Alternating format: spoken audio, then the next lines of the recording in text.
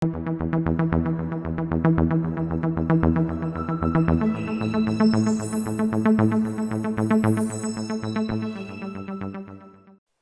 Rodgers menjadi buah bibir usai membawa Leicester City menjuarai Piala FA 2021 setelah membekuk Chelsea di partai puncak. Leicester City berhasil menjadi kampiun Piala FA setelah mengandaskan Chelsea dengan skor tipis 1-0.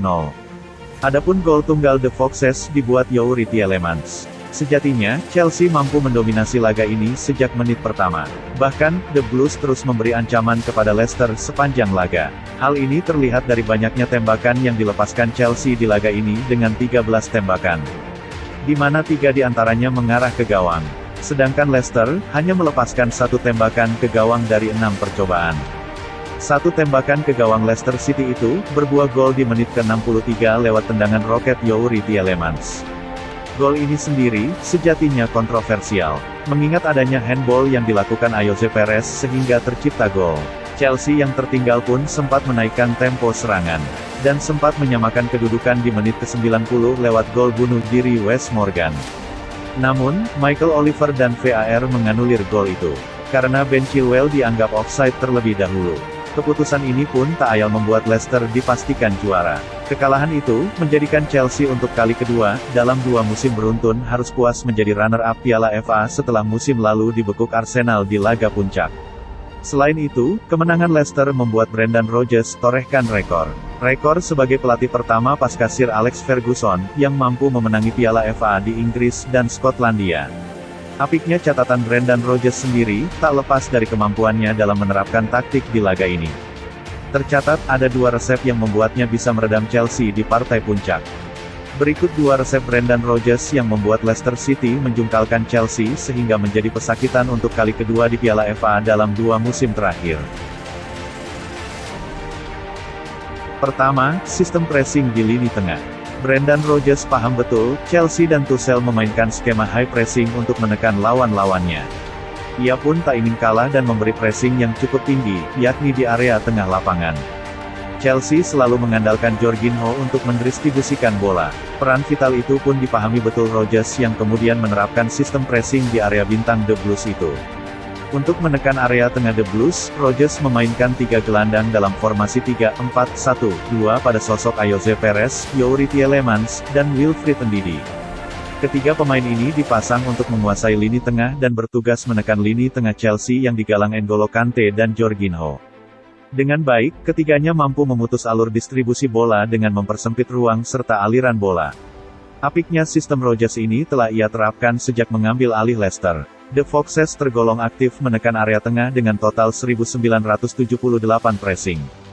Taktik ini terbukti jitu dan membuat ball progression Chelsea terhambat. Terlebih, The Blues kehilangan sosok sentral seperti Mateo Kovacic. Kedua, formasi yang fleksibel. Brendan Rodgers terbilang adaptif terhadap situasi.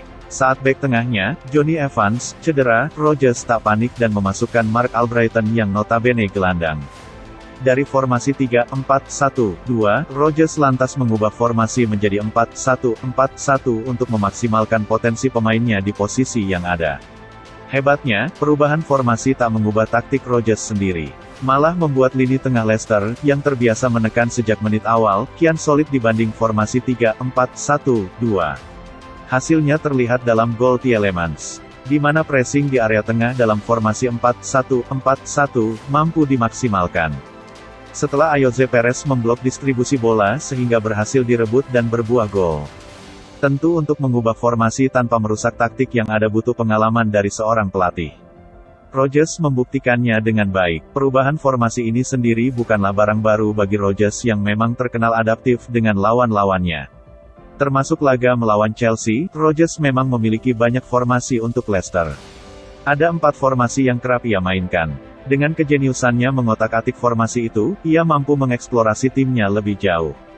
Sehingga membuat Leicester kini mampu merusak hegemoni The Big Six Liga Inggris di kancah domestik.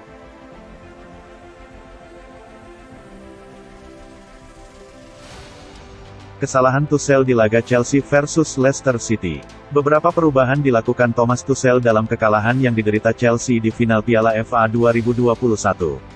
Perubahan ini merupakan hal yang aneh mengingat gengsi yang dipertaruhkan The Blues. Pertama, memainkan Kepa Arrizabalaga. Sebelum menghadapi final Piala FA, Tuchel dengan tegas menyebut dirinya akan memainkan Kepa di bawah mister gawang Chelsea. Keputusan ini ia ambil mengingat Kepa adalah kiper utama Chelsea di ajang Piala FA. Alasan tersebut tak salah, namun keputusan itu berakibat bencana. Sebelum melawan Leicester, Kepa menjadi starter kala melawan Arsenal. Di laga itu, ia membuat kesalahan dengan keluar posisi, dan kurang berkomunikasi dengan rekannya, sehingga ia keluar posisi dan berbuah gol konyol untuk The Gunners.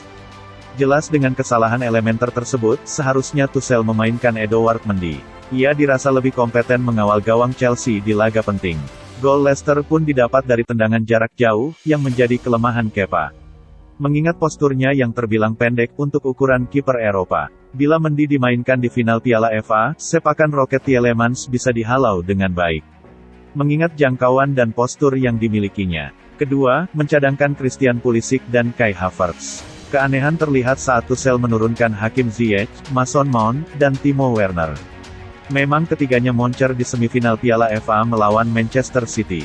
Namun, ketiganya melempem di partai puncak. Alasan utama melempemnya ketiga pemain ini, tentu karena taktik Leicester yang lebih bermain ke dalam, sehingga tak meninggalkan banyak ruang.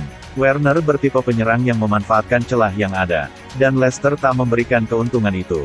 Pun dengan Hakim Ziyech yang kurang eksplosif, dan hanya mengandalkan umpan. Jika Tuchel jeli, seharusnya Christian Pulisic dan Kai Havertz dimainkan sejak menit pertama mengingat keduanya tengah dalam performa menanjak. Pulisic dikenal akan eksplosivitasnya, serta kemampuannya menarik lawan. Dan Havertz terbilang cerdik mengatasi marking lawan, ketimbang Werner, dan lihai dalam mengontrol bola. Bila keduanya dimainkan sejak awal, mungkin Chelsea bisa mendapat keuntungan dengan mencetak gol terlebih dahulu. Ketiga, memainkan Reece James lebih ke dalam demi Cesar Azpilicueta. Reece James diketahui lebih kerap bermain di posisi wingback kanan. Namun, di final Piala FA Tuchel memainkannya lebih ke dalam, di formasi 3 back bersama Thiago Silva dan Antonio Rudiger. Maksud Tuchel memainkan Reece James lebih ke dalam, tentu untuk mengatasi Jamie Vardy yang terkenal cepat. Keputusan itu tak salah, karena Reece James terbilang jitu dalam memainkan peran itu.